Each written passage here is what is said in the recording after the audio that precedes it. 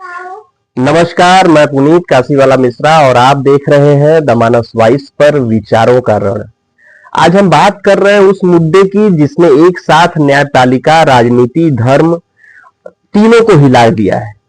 Madras high court के जज G.R.. Swaminathan के खिलाफ इंडिया ब्लॉक द्वारा लाया गया महाभियोग प्रस्ताव। सवाल यह है कि क्या यह न्याय का सवाल है या फिर राजनीति की आहट? क्या यह न्यायिक फैसले पर हमला है या किसी गहरे एजेंडे की शुरुआत? चलिए शुरू से समझते हैं, तथ्य भी और तर्क भी और राजनीति भी। 2017 में मद्रास हाई कोर्ट के जज बने। 2019 में इनकी स्थायी नियुक्ति हुई जस्टिस जी.आर. स्वामीनाथन की। तमिलनाडु की कई हाई प्रोफाइल याचिकाओं में इन्होंने निर्णायक फैसले दिए। सामाजिक संवैधानिक मामलों में उनके फैसले अक्सर चर्चा में रहे हैं पूरे देश में। यानी एक स्वतंत्र और मुखर जज जिनकी छवि किसी राजनीतिक रंग से नहीं जोड़ते थे या नहीं जोड़ा जा सकता। लेकिन सब बदल गया 1 दिसंबर 2025 से। विवाद की जड़ कीर्ति गई दीपम के आदेश के बारे में। मदुरै के पास एक पहाड़ी पर मंदिर और दरगाह दोनों है।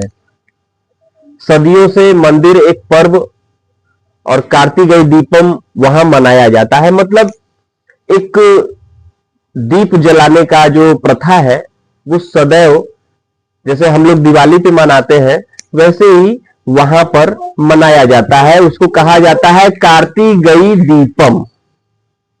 और जज साहब ने अनुमति दे दी है। लेकिन उसके बाद क्या हुआ?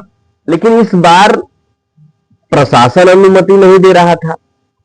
जस्टिस स्वामीनाथन ने आदेश दिया, दीप जलाना परंपरा है, इससे किसी समुदाय का अधिकार प्रभावित नहीं होता है। मंदिर प्रशासन को अनुमति दी जाए।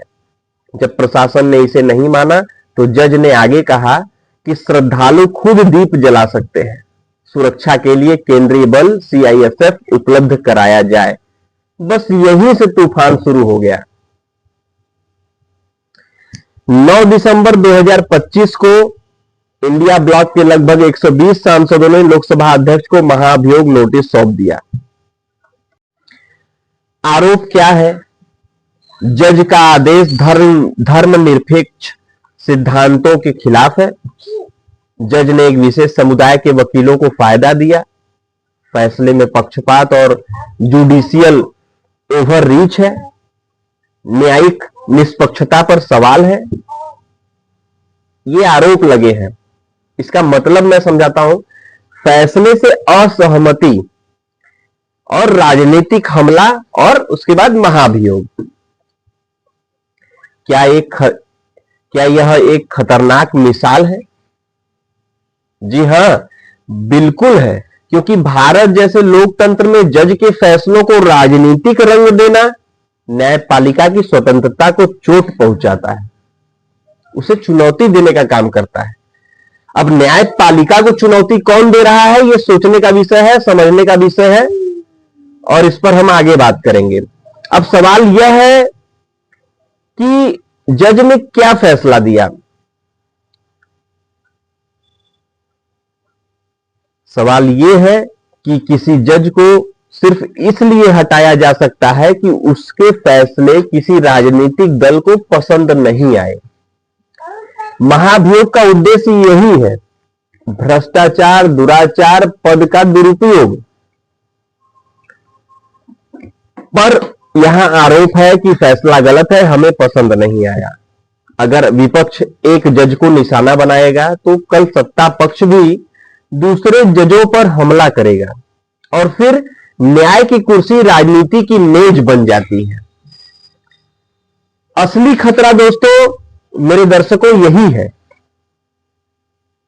महाभियोग की प्रक्रिया बहुत ही कठिन होती है। स्पीकर नोटिस स्वीकार करता है, नहीं करता है?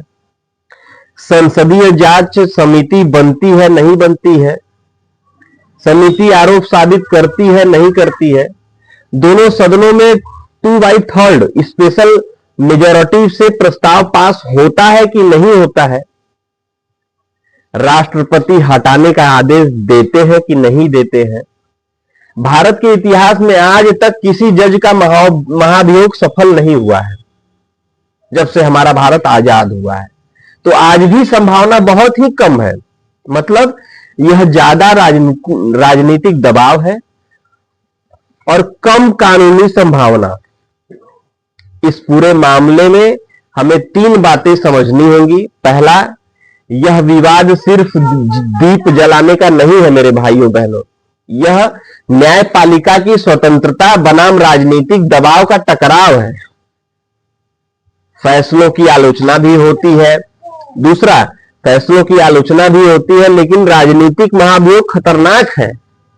इससे आने वाले समय में हर जज पे दबाव बढ़ेगा। इंडिया ब्लॉक ने इसे धर्म वर्सेस सेकुलरिज्म का मुद्दा बनाया, लेकिन असल में यह सत्ता की लड़ाई है। जस्टिस स्वामीनाथन का भविष्य अदालत तय करेगी, पर उनके ऊपर हमला राजनीति ने किया है। साथियों, मैं पुनीत और आप देख रहे थे द मानस वॉइस। अगर आपको हमारा ये विश्लेषण पसंद आए तो वीडियो को लाइक कीजिए, सब्सक्राइब कीजिए और कमेंट में बताइए कि क्या यह महाभियोग रणनीति है कि राजनीति है या न्याय। और हाँ, सब्सक्राइब मेरे चैनल को जरूर कीजिएगा।